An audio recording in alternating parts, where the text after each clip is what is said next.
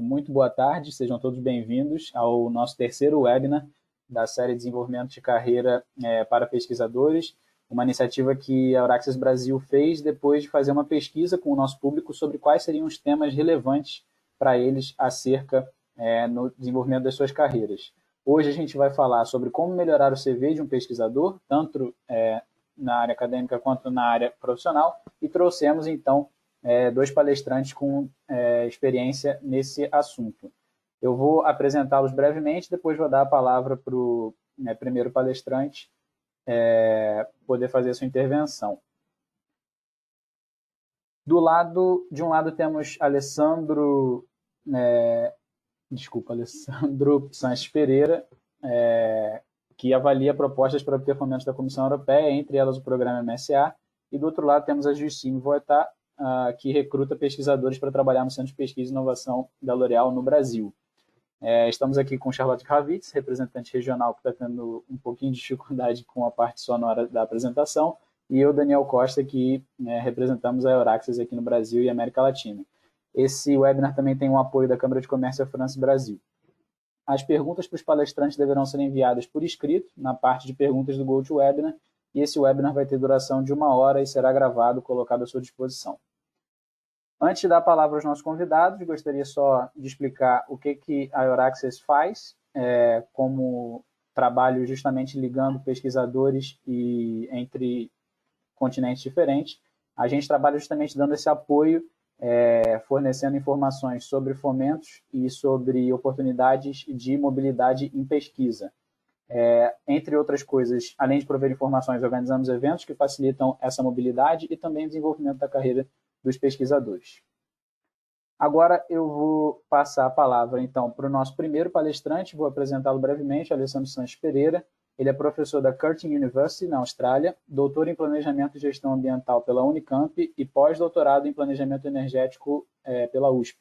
Ele é diretor executivo do Instituto 17, uma organização social sem fins lucrativos, e desde 2016 atua como avaliador de propostas junto à Comissão Europeia, em especial o MSA.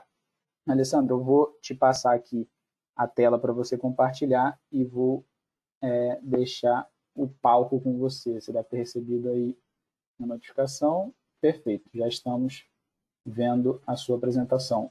The floor is yours. Obrigado. Todo mundo consegue ver bem, então, a apresentação? Sim, sim, perfeito.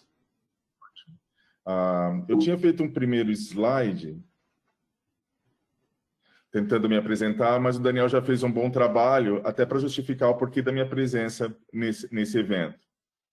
Eu acho que a principal contribuição que eu posso fazer com vocês aqui é dividir um pouco a minha experiência como avaliador das propostas, né? E como avaliador, qual é a ótica que a gente tem quando recebe a proposta e como o seu currículo acaba vendendo a sua proposta ou não, né? Porque às vezes a gente faz um mau trabalho em colocar os pontos que acabam vendendo a sua experiência e deixa de lado o CV e fica mais preocupado com a proposta. E isso não é uma boa ação quando você está pensando aplicar para a bolsa da MSCA. Então, como o seu currículo influencia a nossa avaliação? Então, em primeiro lugar, existem 3 componentes ou 3 critérios que a gente utiliza para avaliar a sua proposta. O primeiro dele é a excelência, que corresponde com 50% da nota que a gente acaba dando na proposta, o impacto que a sua pesquisa tem, com 30%, e a implementação, com 20%. A coisa mais importante é que uma das instruções que a gente recebe como avaliador é que eu tenho que olhar o currículo do proponente e colocar ele em luz desses critérios e ver de que maneira o currículo dele complementa esses critérios. E se existe uma coerência entre o que ele está propondo e o currículo do pesquisador. Se a gente for pensar nesses critérios de avaliação, as duas áreas com maior impacto são excelência e impacto, que corresponde a 80%. Então, se você tem um currículo bem desenhado e ele está apropriado à sua proposta, a probabilidade de você receber 80% dos pontos é muito alta. Então, a preocupação com o currículo ela tem que ser tão grande quanto você tem ao preparar a proposta. Né? Vamos detalhar um pouquinho o que acontece em cada uma dessas etapas. Quando a gente está olhando para o currículo, no critério excelência, a gente tem que cumprir 3 pontas, né? O primeiro é a credibilidade que eu tenho de você como pesquisador. Então, eu vou tentar olhar no seu currículo quais são as suas produções nos últimos anos, aonde você tem pesquisado, quais são as áreas que você tem excelência, qual foi a sua formação. E isso acaba dando a credibilidade na proposta que você está enviando para análise. O outro ponto importante é pensar também na transferência de conhecimento. Isso é muito importante e acaba não acontecendo nas propostas. E é um dos buracos que a gente vai até conversar um pouquinho mais à frente. E é um dos buracos principais onde candidatos perdem ponto. Então, uma outra coisa que a gente vê nessa transferência é o que o seu currículo complementa a universidade que vai te receber, ou o grupo de pesquisa que você vai participar. A outra coisa é de que maneira a proposta que você está fazendo e o grupo que você vai participar vai acrescentar na sua carreira profissional. Né? Então, dentro do critério excelência, eu tenho esses 3 pontos que eu tenho que analisar o seu currículo e ver de que maneira a sua proposta conversa com esses 3 pontos ali. Se a gente for por impacto, né, ali eu tenho um pilarzinho só, que é para entender, que está extremamente voltado à carreira do pesquisador. Quais são os próximos passos após terminar esse projeto? De que maneira esse projeto vai acrescentar no currículo da universidade e como a universidade vai assimilar esse currículo ou essa experiência no currículo da própria universidade. A maneira como a gente faz isso, né, é vendo o track record de vocês. Então, o que quer dizer isso? De que maneira a gente vai avaliar isso? Então, a primeira coisa mais óbvia vai ser o número de publicações. E daí é muito importante para os pesquisadores que têm um volume muito grande de publicações, que eles selecionem as publicações que vão dar mais atenção ou relacionadas à proposta. O que acontece às vezes é que boa parte dos pesquisadores acabam pegando as produções com maior impacto ou em jornais com uma pontuação com impact factor alto e não correlacionam aquele paper que tem uma pontuação alta com a pesquisa. E isso é uma falha, porque aquele paper, apesar de ser bem pontuado, às vezes ele não é relacionado com a proposta. Né? Porque na carreira, né, principalmente no pós-doutorado, a gente acaba navegando em várias áreas e testando várias áreas ou várias discussões, e nem sempre elas são relacionadas diretamente à proposta. Então, quando você for selecionar os papers para colocar no seu currículo, até porque ele é limitado, se eu não me engano, são 4 páginas só que você tem que colocar de currículo, você precisa olhar se aquele paper que você está selecionando, aquela produção que você está selecionando, ela tem um impacto direto na proposta que você está enviando para avaliação.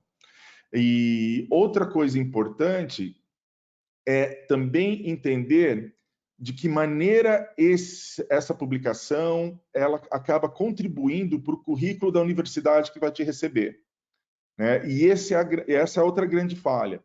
Geralmente fica muito localizado só no que você vai receber, o que o pesquisador vai receber.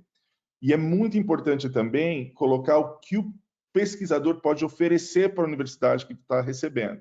Porque é um dos critérios que a gente utiliza dentro da avaliação é a transferência de conhecimento. A outra coisa que é muito importante é que dentro do seu track record é entender também quais são as relações que você tem com outras universidades parceiras.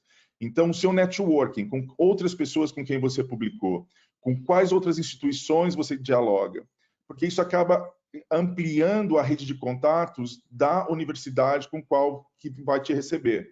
Então, é muito importante que dentro do seu currículo, como pesquisador, participando de uma proposta para pós-doutorado, é tentar sempre colocar as publicações que são importantes, vinculadas diretamente ao que você está propondo na sua proposta, tentar realçar ao máximo, dentro das suas publicações ou das suas experiências, aquilo que você pode complementar a universidade que vai estar te recebendo, e também mostrar a quantidade de contatos que você tem, além da universidade estar te recebendo. O que você pode aumentar na rede de contatos dessa universidade, né? Porque conhecimento e pesquisa é dividir, né? Então, a gente precisa pensar também na rede de contatos que você tem, nas relações que podem ser criadas através, se a sua bolsa for concedida.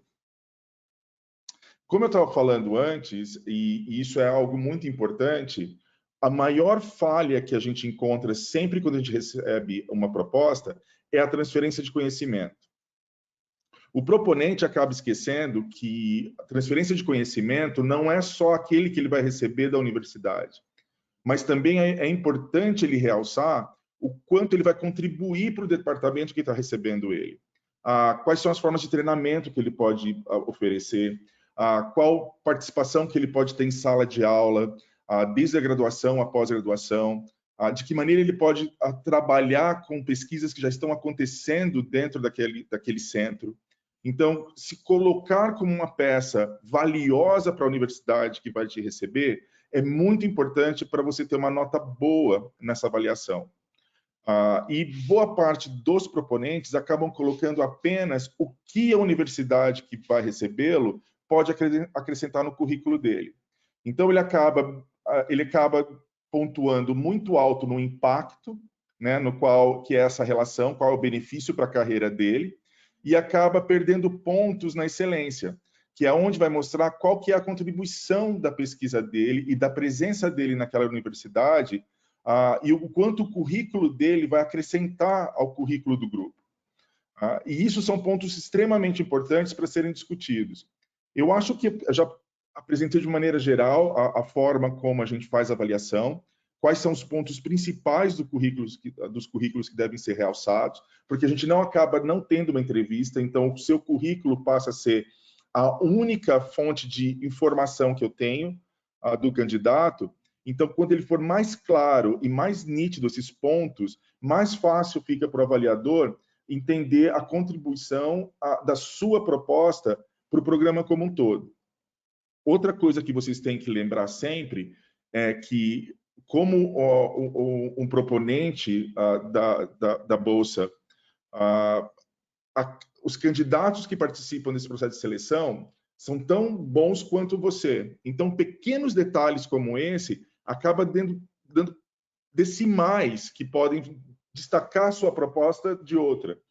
Então, tomem muito cuidado com o currículo, porque geralmente ele não é dada a atenção que ele merece como um ponto extra, porque se você pensa que todo mundo tem uma proposta muito bem desenhada, o plano de gestão dessa proposta, o planejamento de risco dessa proposta, as relações que você vai construir nessa proposta, a própria novidade que a sua proposta tem.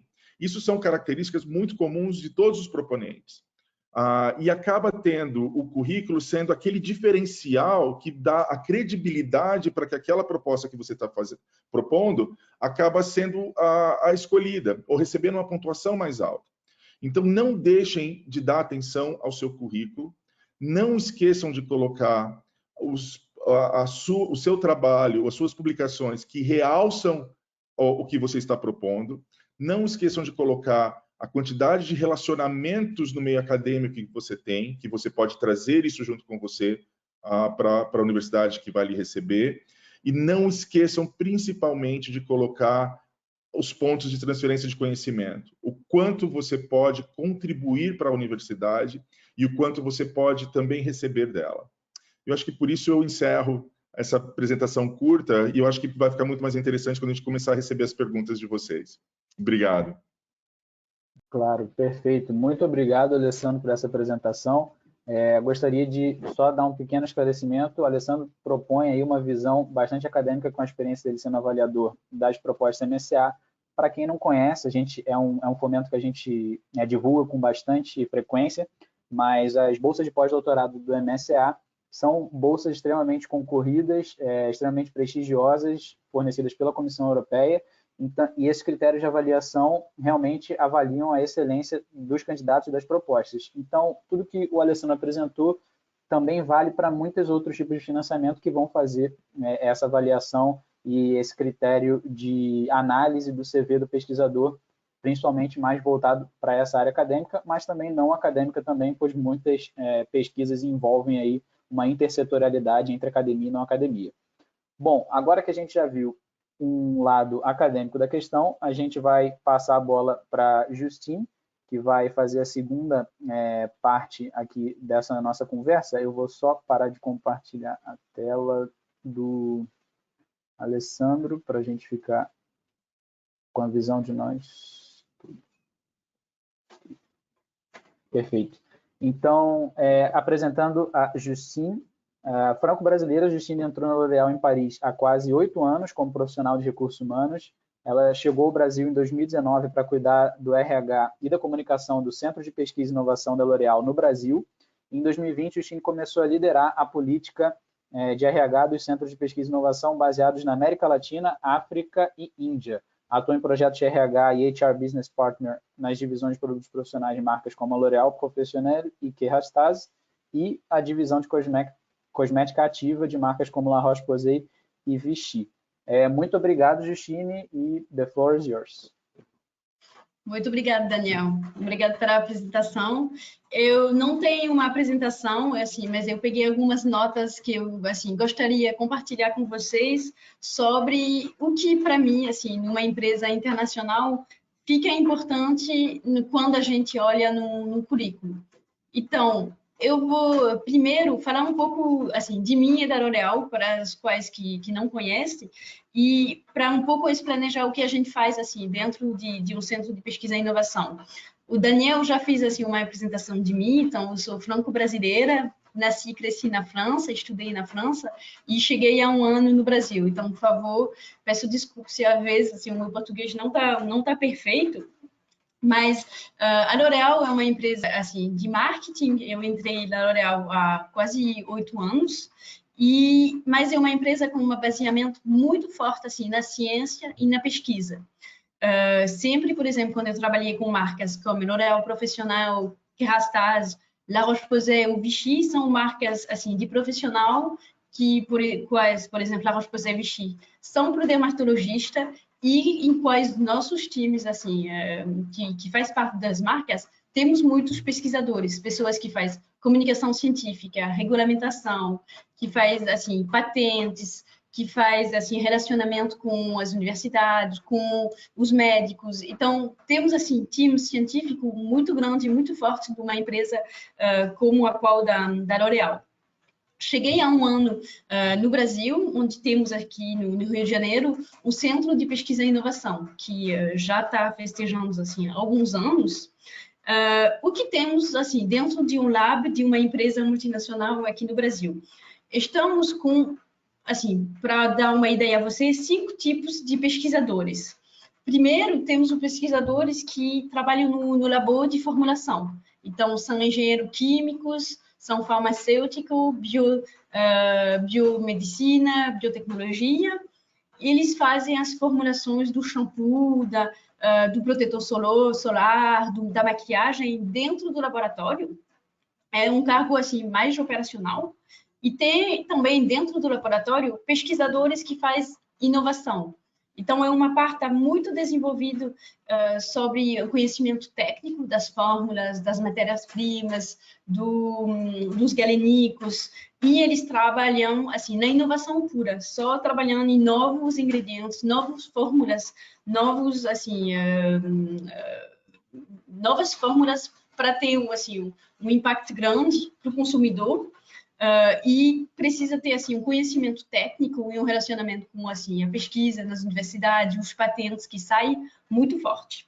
Isso são os pesquisadores do laboratório. Temos também toda uma parte de pesquisadores dentro da área da avaliação, que eu acho que é uma coisa importante.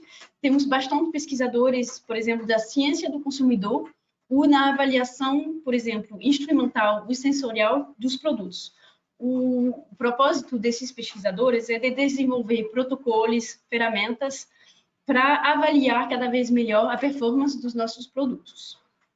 Terceiro tipo de pesquisador que podemos ter aqui, por exemplo, no Brasil, é pesquisadores especializados na regulamentação e na legislação da ciência. Isso é algo assim bem técnico e precisamos assim pessoas com bastante conhecimento nessa área. Quarto pesquisadores que podemos ter são os pesquisadores que trabalham em matérias-primas. São pessoas que são muito conectadas com assim o provedor externo da L'Oréal e que pesquisa sobre novas matérias-primas. Por exemplo, temos pessoas trabalhando muito sobre as matérias-primas da biodiversidade brasileira, com parceria com comunidade, com startup, com muitos atores para trabalhar em novos ingredientes e novas fórmulas, texturas que podem trazer performance ou inovação para nossos produtos dentro da L'Oréal. E o último tipo de pesquisador que temos aqui na L'Oréal, que eu gostaria de apresentar para você, é um laboratório que temos que faz pele reconstruída. Não sei se você já ouviu falar, mas temos um laboratório que se chama Epskin, que trabalha na produção e na pesquisa de pele reconstruída. Então, a gente produz pele reconstruída, assim, venda para as pessoas, e isso evita fazer teste em animais. Então, já temos 2 produtos, mas estamos também desenvolvendo cada vez mais pele, textura, assim, que seja diferente para fazer testes com pele reconstruída e não nos animais. Então, isso era para dar uma visão um pouco mais clara a você, o que eu estou olhando como tipo de pesquisadora e como é que eu posso, assim, dar algumas dicas para você melhorar o seu currículo. Eu estou olhando os pesquisadores de todo nível, assim, recrutamos, assim, do nível estagiário, trainee, pessoas só com a graduação, pós-graduação, mestrado e também pessoas que já têm um PhD. E pessoas também se desenvolvem bastante também dentro da empresa, continuam se formando, trabalhando já dentro da L'Oréal. Então, já deu essa visão da L'Oréal para você, dos pesquisadores com quem eu estou em contato. E falando do currículo de você, eu queria primeiro falar da forma, antes de falar um pouco do conteúdo e mais do fundo do currículo. O Alessandro já falou um pouco, a forma é muito importante porque ela dá um impacto grande do seu currículo para a pessoa que vai olhar. No meu caso, e no caso do meu time, assim, que eu tenho um time de recrutamento, olhamos muitos currículos quando a gente abre uma vaga. Precisamos ter, assim, uma clareza muito forte de onde está a informação dentro do currículo para achar, para avaliar o currículo. Um currículo onde a gente não veja, assim, as palavras-chave do primeiro jeito, é um currículo que a gente pode deixar mais porque é complicado. Então, tem uma forma que seja clara e organizada, é algo muito importante, porque quando a gente olha muitos currículos, a gente não pode perder tempo buscar a informação que está escondida em algum lugar. Eu, pessoalmente, não recomendo mais de 2 ou 3 páginas por currículo, seja 2 páginas para as experiências, para as competências de você, e mais 1 ou 2 páginas para as publicações e patentes. Mais disso, eu acho que a gente perde muito tempo e a gente não consegue, assim, achar as informações no lugar certo. Então, para mim, o mais condenso o currículo seja, o melhor é. Para uma empresa como a L'Oréal, assim, a forma um pouco linda e estética é algo importante. Eu recomendo, assim, uma foto, colocar algumas cores, o que pode ser, assim, uma coisa diferente do que pode acontecer no mundo acadêmico, mas estamos, assim, uma empresa de beleza e o impacto, a beleza do currículo de você pode fazer um pouco a diferença. voltando à estrutura clara, eu acho que é bem importante ter um currículo que seja bem organizado com assim a parte pessoal, a parte da educação, a parte das competências, e depois eu vou entrar mais em detalhe, a parte das experiências, com as experiências que ficam as mais relevantes para você. Eu acho que se você já tem assim 15 anos de experiência, não precisa ter aquela experiência de 3 meses que você fez de estágio em X lugar. Se não faz mais sentido, eu acho que você pode deletar uma parte e deixar as coisas assim mais importantes das suas carreiras.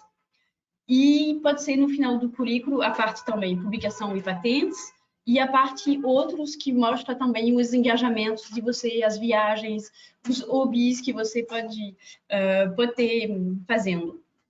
Então, isso é sobre a parte da forma que, para mim, é importante porque ela dá uma primeira impressão antes de mergulhar dentro do conteúdo do currículo. Falando do conteúdo do seu currículo, a estrutura, como eu falei, é importante. Então, as informações gerais, pessoais, não precisa ser muitas detalhadas, mas curta e no início do currículo.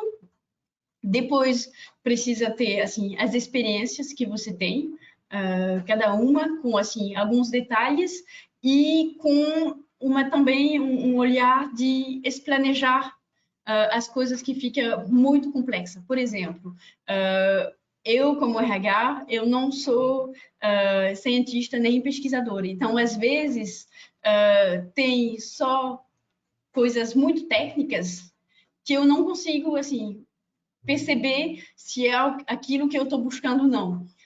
Então, às vezes é melhor colocar assim em títulos ou em primeiro as coisas mais vulgarizadas e entrar em detalhe depois, porque com certeza assim, eu compartilho o currículo com os pesquisadores também dos times que precisam assim, saber quanto assim, o conhecimento que você tem é um conhecimento e uma excelência assim, de conhecimento que você vai ter. A parte que também é muito importante e que faz assim a coerência do currículo de você é a parte da educação, que precisa ser assim bem completa e com todas as certificações, todas as coisas que você consegue ter. Algo que a gente está vendo cada vez mais é que as pessoas não só se têm certificação em universidades, mas também participa, sei lá, um curso online de X universidade, uma palestra assim, etc. E eu acho que isso cada vez mais vai se tornar uma realidade e é bom colocar isso no currículo porque traz essa abertura que você tem. Uma coisa muito importante no currículo são as competências de você. Sobretudo numa empresa, a gente presta muita atenção às competências também que você vai ter dentro da empresa. Tem todas as competências assim, técnicas, que assim, as experiências, a educação, o conhecimento que você vai ter, que assim, a gente vê, mas as competências que você pode ter, assim, de outro lado, mais soft skills, é algo muito importante que pode fazer a diferença entre dois cientistas. A parte assim, patentes e publicação é muito importante e precisa ser assim bem detalhadas. E tem uma parte que às vezes a gente esquece, mas que pode fazer a diferença dentro de um currículo, que é a parte das recomendações. Por exemplo, você trabalhou com assim X instituto fazendo tal coisa com aquele professor que é bem famoso, etc., que pode fazer uma recomendação para você. Eu acho interessante colocar seja o contato dessa pessoa ou a recomendação já que ele fez. O que dá assim, uma indicação a mais no currículo de você e que pode fazer também a diferença. Eu queria também agora falar um pouco do, assim, como assim, a empresa e minha experiência na L'Oréal, o que a gente olha quando a gente está buscando um pesquisador no mercado. Uma empresa como L'Oréal vai buscar, assim, eu tentei resumir 3 coisas que a gente olha em prioridades no currículo de você. A primeira é aquele conhecimento técnico da pessoa, aquela relevância que ela tem na expertise dela, que é muito importante, e que isso a gente vai ver dentro do currículo com a organização e com a ressonância entre a educação, as experiências, as publicações e o patente. Tudo isso deve ser assim bem ligado e faz que a gente reconheça a pessoa como assim uma pessoa que tem a expertise nesse domínio, nesse domínio técnico, para a gente assim pensar em recrutar. Então isso é uma coisa assim muito importante e que tudo seja bem relevante entre ele.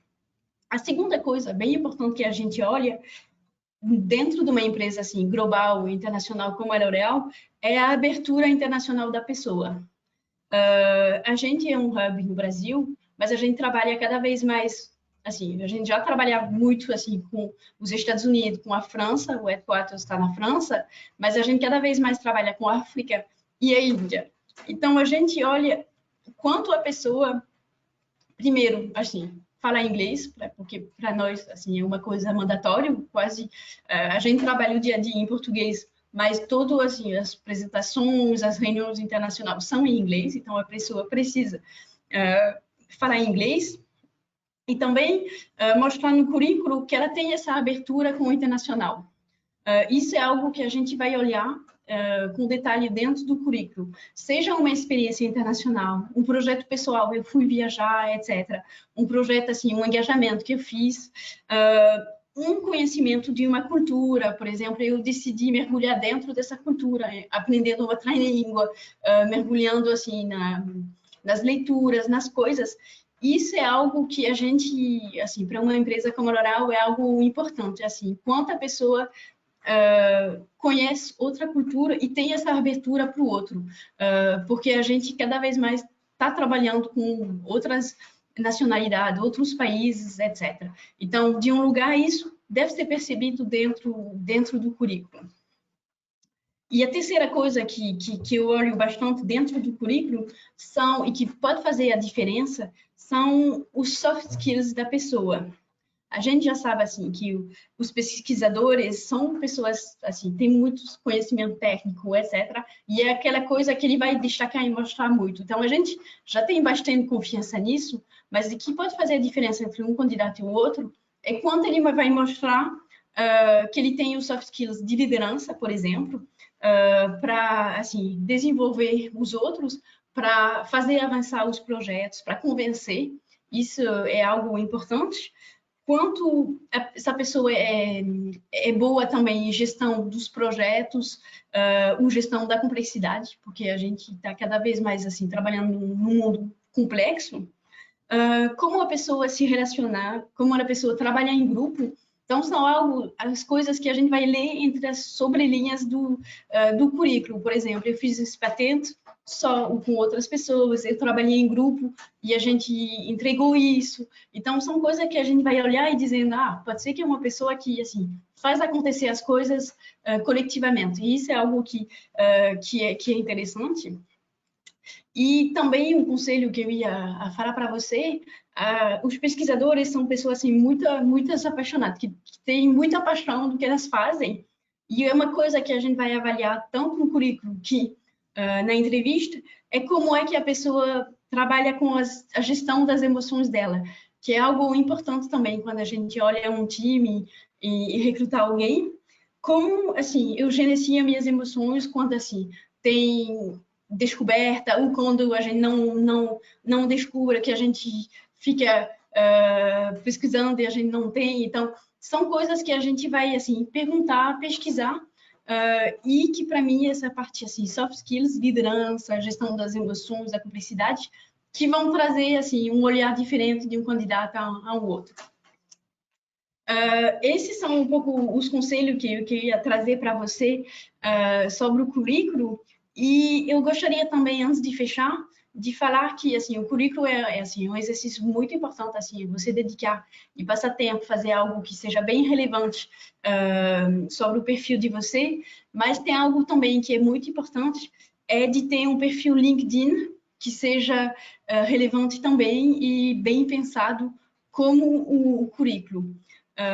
Cada vez mais, assim, as empresas como nós estamos olhando os perfis de pesquisadoras online no LinkedIn, e o LinkedIn também oferece assim uma visão mais fácil de busca. A gente tem assim todas as palavras-chave que você precisa ter no perfil LinkedIn de você. Eu sou assim expert em X técnica, precisa ser no LinkedIn, porque no momento que eu vou precisar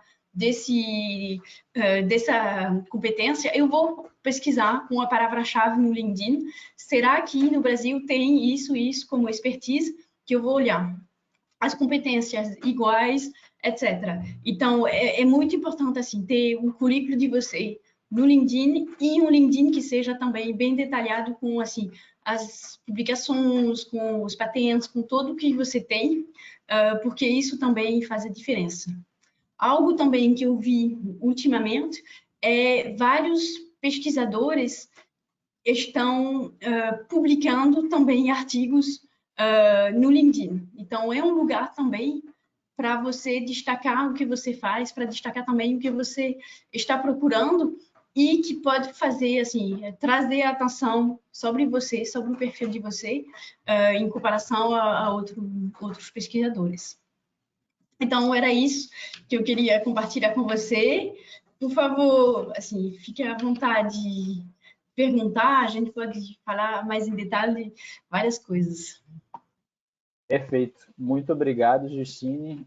Agora eu vou convidar você e o Alessandro para responderem algumas perguntas. Só para fazer um pequeno gancho aí com o que você falou da importância do LinkedIn, justamente nosso próximo webinar vai trabalhar a criação de oportunidades em setores não acadêmicos, e vamos trazer o assunto da importância do LinkedIn realmente para pesquisadores.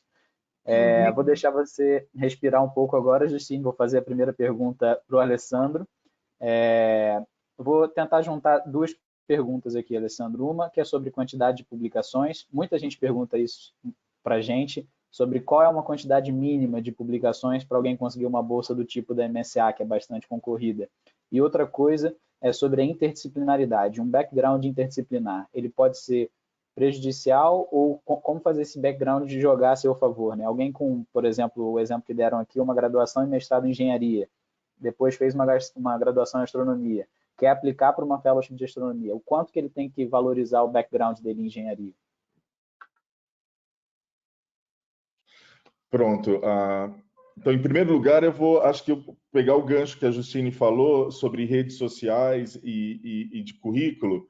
A mesma coisa que ela estava falando para o LinkedIn também acontece na área acadêmica. Então, você tem o Worseed, o ResearchGate, que são plataformas que acabam tendo a mesma função que o LinkedIn tem. Então, é muito importante que vocês tenham um currículo nessas plataformas muito bem desenhados, né, para passar essa informação. E é uma área muito boa para fazer colaboração, para achar coautores. Agora, respondendo às perguntas que o Daniel fez. A primeira delas é em relação ao número de publicações. Minha experiência como avaliador é nunca olhar o número de... Assim, eu nunca levei em consideração o número de publicações que foram apresentadas no currículo. Até porque boa parte dos candidatos apresenta um corpo sólido de publicações. Então, o número de publicações nunca é importante. Agora, a qualidade da publicação que está listada ali e a relação dela com a proposta que está sendo submetida, sim.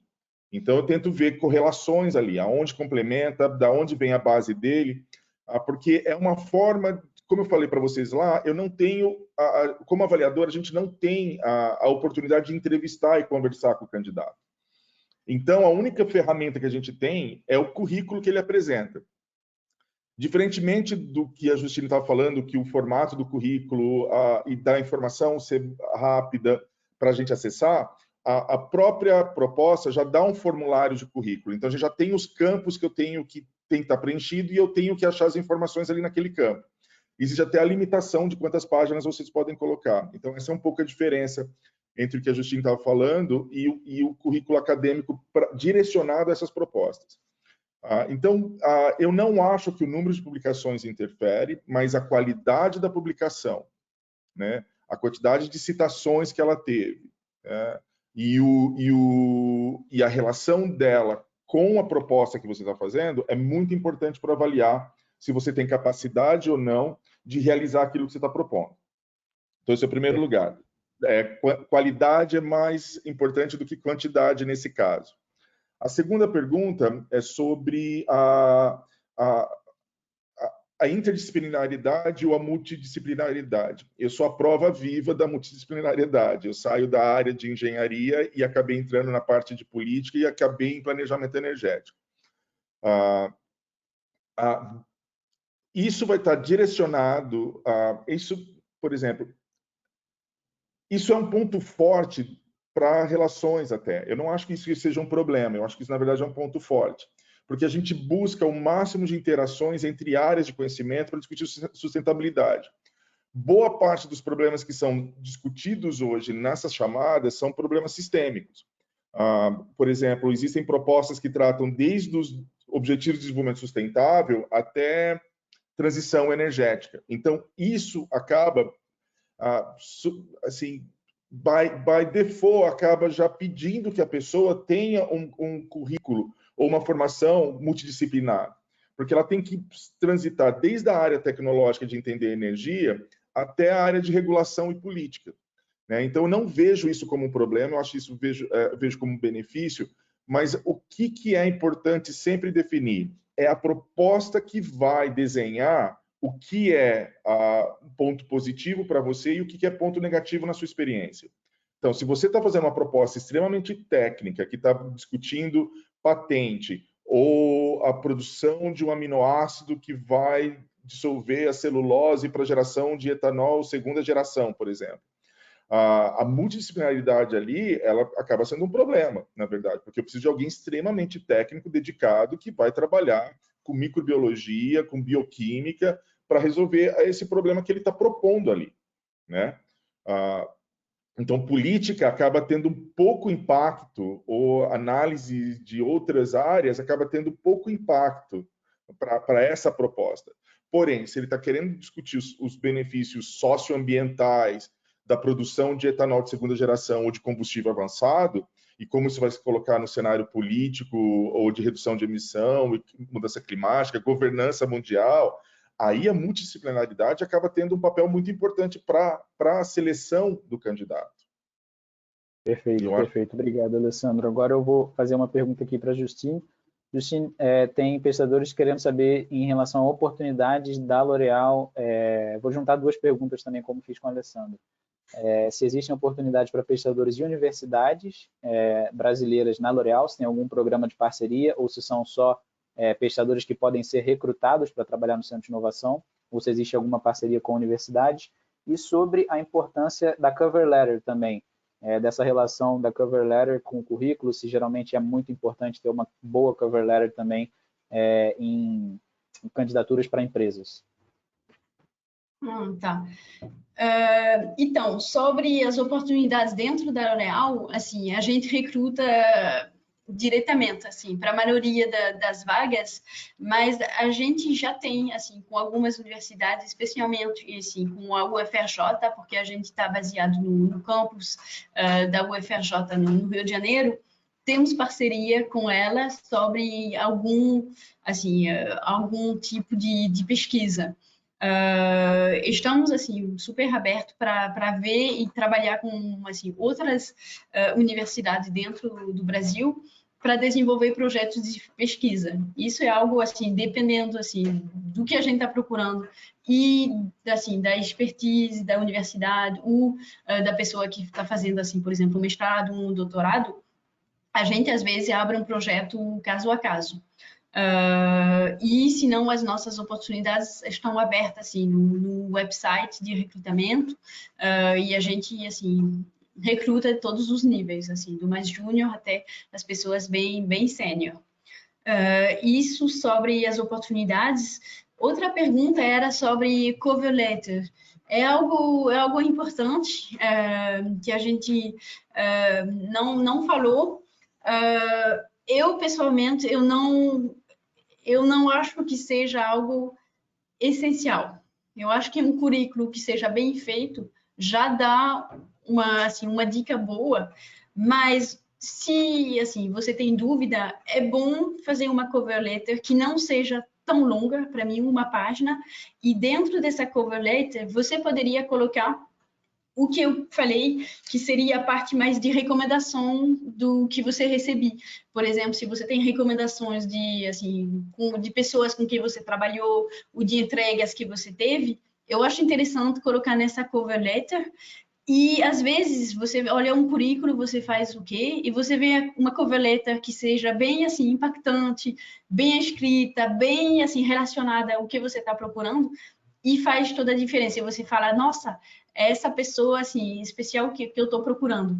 Mas a maioria, eu preciso falar que, assim, na maioria dos casos, as cover letters são bem formais, bem, um pouco iguais, e nesse sentido, eu acho que não adiciona, assim, valor agregado a um currículo. Se seja, assim, uma cover letter que é sempre a mesma coisa sobre, assim, as competências, a motivação, coisas um pouco, para mim, às vezes, assim, mole, eu acho que não agrega muito. Mas se você traz um estilo seu que seja impactante, ou alguma recomendação forte, assim, de o retorno da minha experiência foi esse ou esse, eu acho que isso traz a diferença e dá toda a valor agregada à cover letter. Perfeito, obrigado, Justino. Vou voltar agora então para o Alessandro.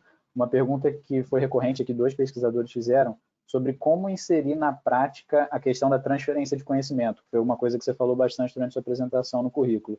É preciso criar um tópico especial para essa parte ou fica subentendido com as descrições que já estão colocadas na trajetória profissional? Por exemplo, fez graduação aqui, pós-graduação, trabalho no centro XYZ. Como deixar isso bem claro dentro do CV de um pesquisador? São 2 coisas. O próprio template da proposta, ela já pede que você coloque quais são as atividades de transferência de conhecimento. Então, geralmente, quando isso ocorre, o pesquisador acaba, que é a falha que eu falei, ele acaba colocando tudo que ele vai receber da instituição e acaba negligenciando o que ele pode oferecer lá.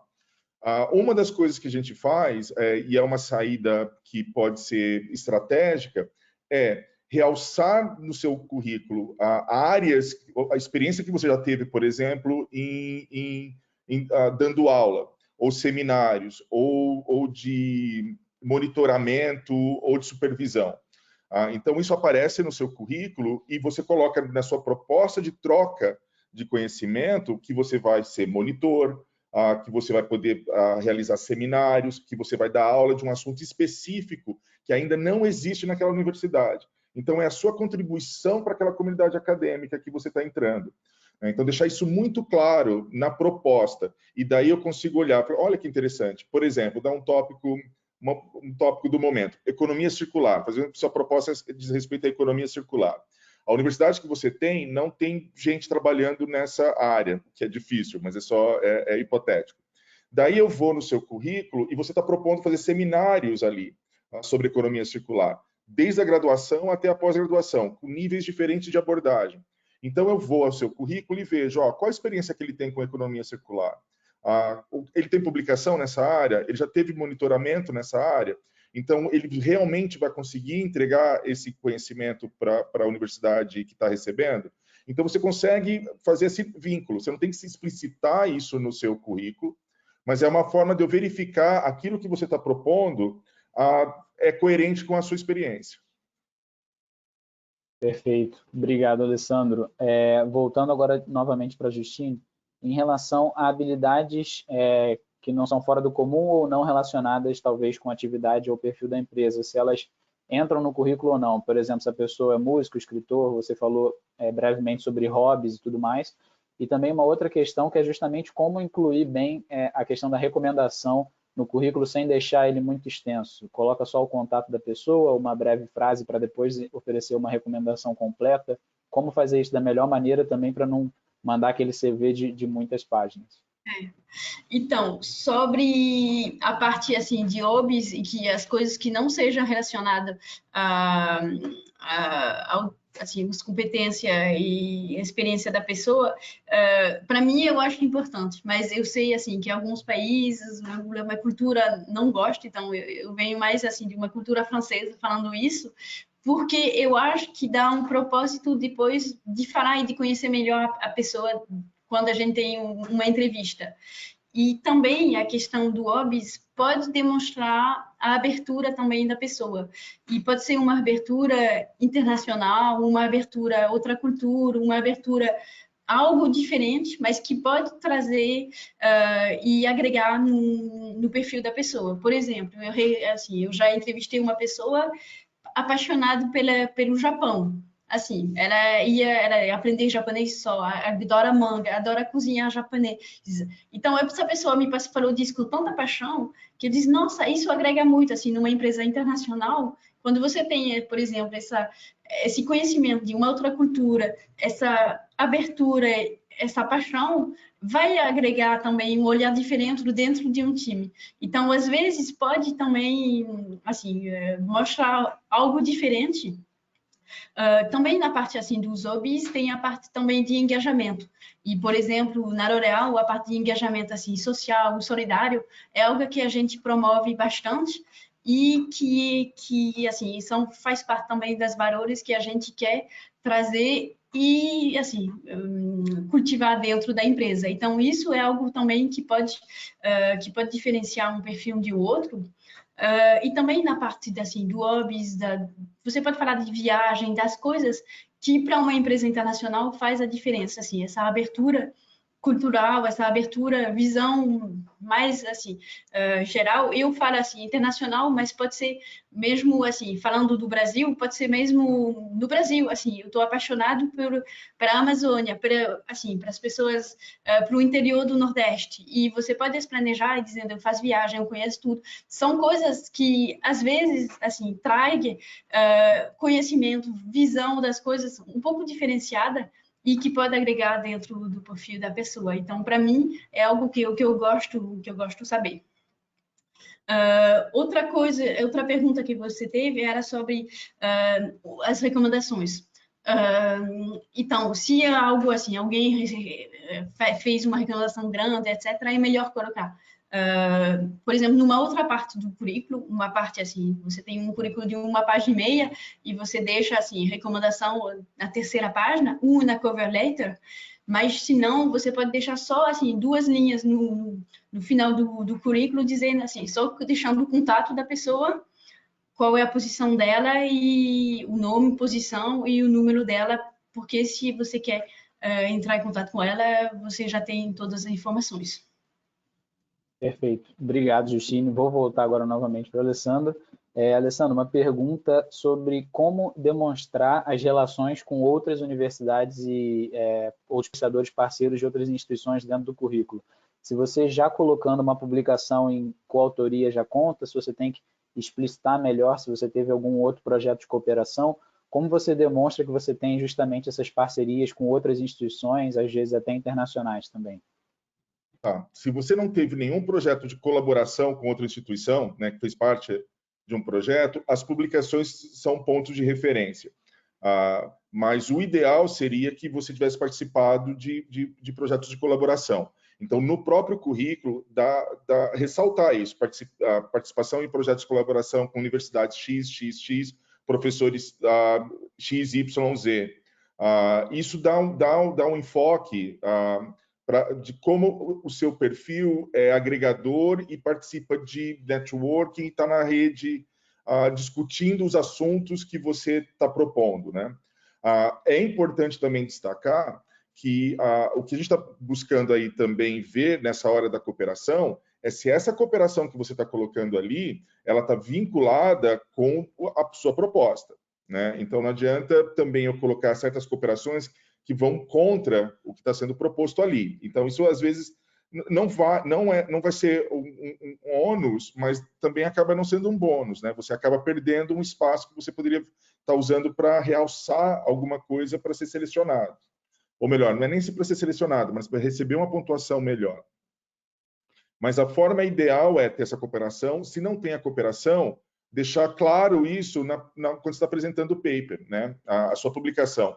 Por exemplo, se tiver espaço e você coloca lá, se você não tem cooperação nenhuma, cria uma seção que fala publicações selecionadas e explica o quanto elas são especiais, porque essa participação com essa pessoa, eu participei de pesquisa desse centro, isso abriu tal oportunidade. Então, você consegue também, dentro do seu currículo, dar um realce e passar informação rápida. Como a Justine falou, né? Assim, a ideia do currículo, apesar de ser acadêmico também, é não dar trabalho para quem está avaliando achar a informação-chave daquele currículo. Então, apesar de a gente ter formatos diferentes, você também tem que ter a mesma preocupação, né? De ser rápido, objetivo e passar a informação mais precisa sobre aquilo que acrescenta a sua proposta.